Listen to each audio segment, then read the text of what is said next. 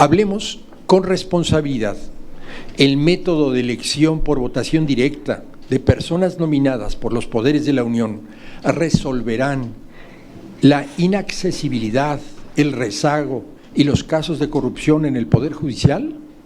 La votación popular de esa lista políticamente selecta de personas permitirá que la ciudadanía acceda más fácil y con menos costo a una justicia cercana, sustantiva e imparcial.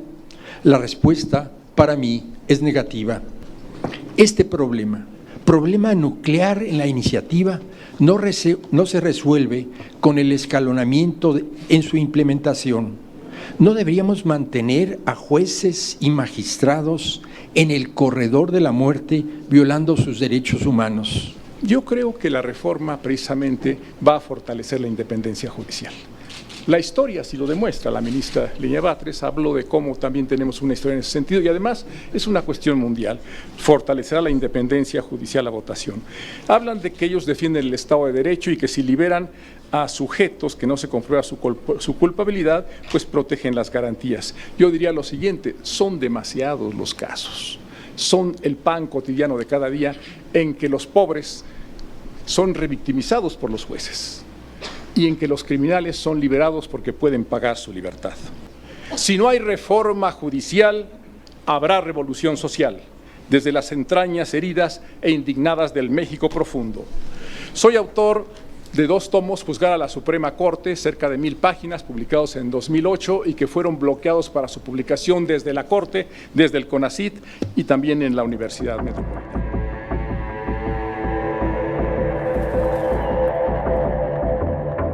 Amigos y amigas, que tengan excelente día. Mira cómo valiente maestro de la UNAM deja en ridículo a ministro que no quiere la reforma al Poder Judicial.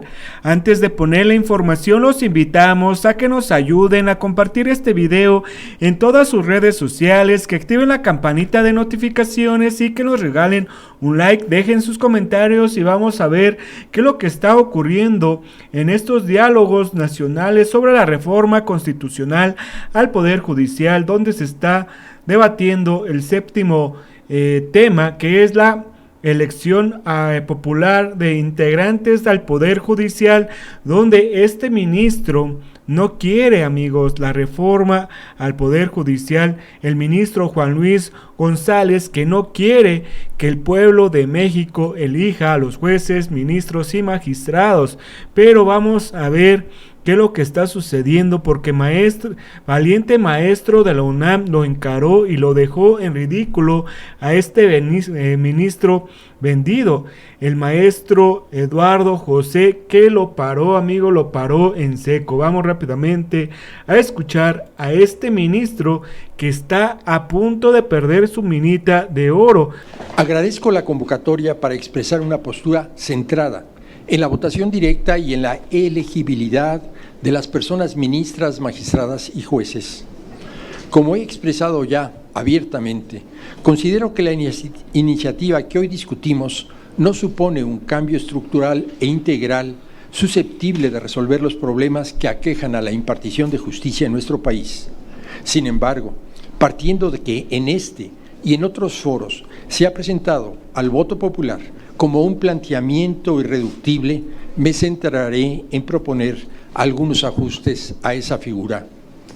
Hablemos con responsabilidad.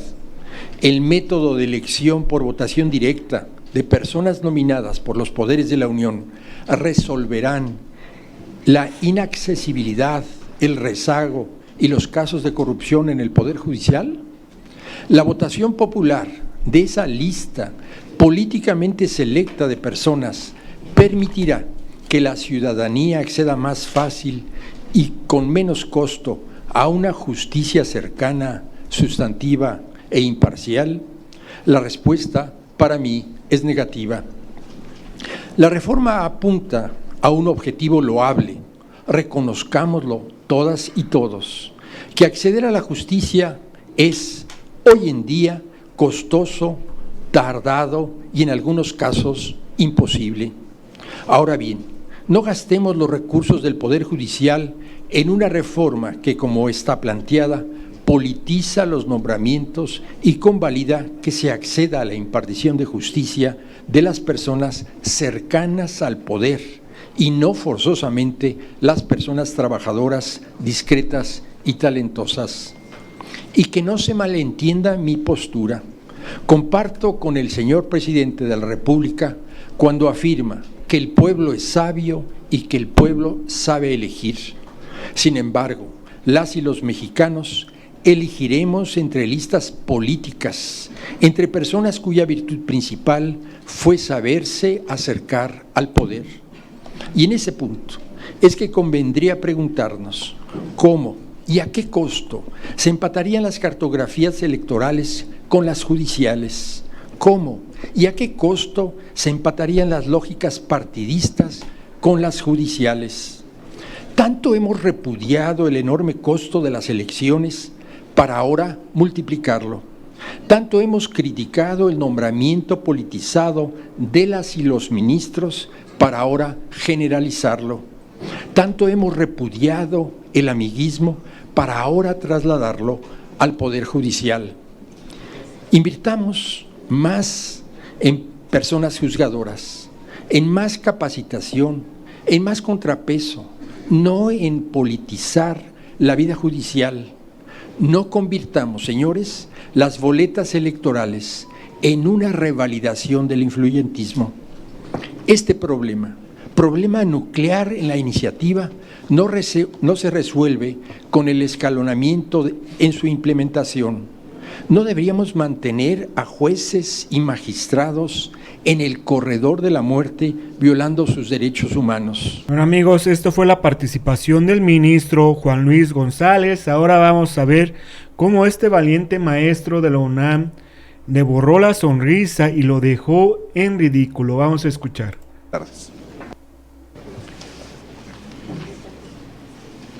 Buenas tardes a todos, juzgadores, legisladores, servidores públicos, colegas, conferencistas, conciudadanos. Es un honor venir con una voz académica, profesional, ciudadana, a compartir algunas reflexiones con ustedes. Procedo respetando los derechos de los juzgadores federales a dar respuesta puntual a un manifiesto de Aguascalientes, un manifiesto nacional de Aguascalientes, en el cual 25 juzgadores federales se manifestaron en contra de la reforma judicial que hoy nos ocupa, que hoy nos convoca. Entonces daré respuesta puntual y tomaré algunos segundos finales para algunos señalamientos. O tempora, o mores, decía Cicerón. Difíciles y complejos tiempos que vivimos, pero en estos tiempos en que se vive la crisis judicial mayor de nuestra historia, tenemos que abrazar los tiempos, porque abrazando la crisis generamos la oportunidad del cambio. Y este cambio debe conducirnos a una república feliz, como decía mi exmaestro Jaime Martínez Garavito, ¿sí? Primer punto, son 8 puntos. Primer punto, rechazan, bueno, y yo respeto el derecho de ellos a manifestarse, pero esto abre un debate ciudadano y digno. Primer punto, rechazo a acusaciones infundadas. Niegan ser corruptos y subrayan la falta de pruebas. Yo diría lo siguiente: hay 2 tipos de juzgadores que todos conocemos: los buenos jueces, buenos y propios jueces, y los juzgadores que han caído en la corrupción, han caído en la perversión de la profesión judicial. Y hay millones de pruebas cotidianamente. Tengo más de 40 años litigando y defendiendo casos de derechos humanos y casos de vulnerables de la población civil, y todos ellos coinciden en que hay una gran crisis por la gran corrupción y la gran impunidad en el Poder Judicial. Hablan de sus orígenes y formación. No lo discuto, dicen ser de clase media, que no son conservadores, pero yo diría que sí lo son por sus orígenes precisamente. Entonces, pues a confesión de parte, ¿verdad? Pues no tenemos nada más que decir, ¿verdad? Pero Generalmente la justicia en México está a la venta y se apadrina y se defiende a los poderosos en las mismas oficinas judiciales. Tenemos publicaciones al respecto, me refiero a ellas al final. Hablan de su oposición a reformas injerencistas en el punto 4 de su manifiesto nacional y también de su meritocracia y transparencia. Al respecto yo les diría lo siguiente con todo respeto también. La meritocracia, bueno, se puede controvertir, la transparencia también. Sabemos que los exámenes de oposición en algunas ocasiones, muchas de ellas, se han vendido a 50,000 pesos. Un cargo de juez de distrito se puede comprar a partir de 250,000 pesos y una magistratura se puede comprar de $500,000 en adelante a varios millones. ¿Sí? También por nepotismo el Consejo de la Judicatura nombra a sus favoritos, con independencia de las circunstancias. Punto número 5, compromiso con la independencia judicial. Yo creo que la reforma precisamente va a fortalecer la independencia judicial. La historia sí lo demuestra, la ministra Lenya Batres habló de cómo también tenemos una historia en ese sentido y además es una cuestión mundial, fortalecerá la independencia judicial a votación. Hablan de que ellos defienden el Estado de Derecho y que si liberan a sujetos que no se comprueba su culpabilidad, pues protegen las garantías. Yo diría lo siguiente, son demasiados los casos.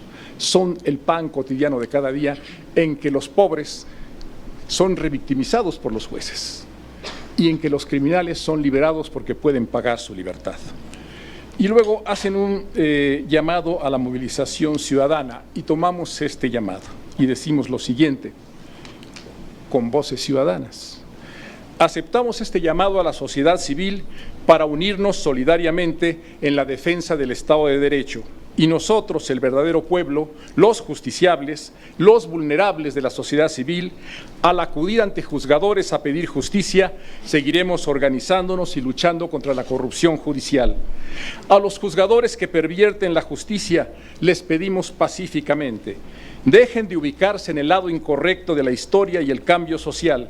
Si persisten tercamente en sus posiciones de poder y privilegios, entonces acepten las consecuencias sociales de su posición política en contra del pueblo bueno, digno y sabio de México. Si no hay reforma judicial, habrá revolución social, desde las entrañas heridas e indignadas del México profundo. Soy autor de 2 tomos, Juzgar a la Suprema Corte, cerca de 1000 páginas, publicados en 2008 y que fueron bloqueados para su publicación desde la Corte, desde el CONACYT y también en la Universidad Metropolitana, pero salieron publicados en la Universidad Metropolitana. Y hay otro artículo donde hago un diagnóstico nacional preliminar de la justicia en México, esto en esta revista del año 2021. Ahí podrán encontrar propuestas también.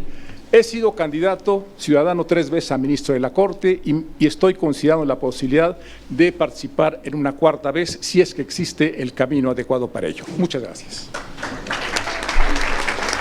Bueno amigos, así este valiente maestro le dio tremendo cerrón de hocico a este ministro de Juan Luis González que no quiere, amigo, no quiere la reforma al Poder Judicial, porque se ven dañados sus intereses. Si les gustó toda esta información, compártanla en sus redes sociales, activen la campanita de notificaciones y regálenos un like, déjenos sus comentarios y nos vemos hasta la próxima. Adiós.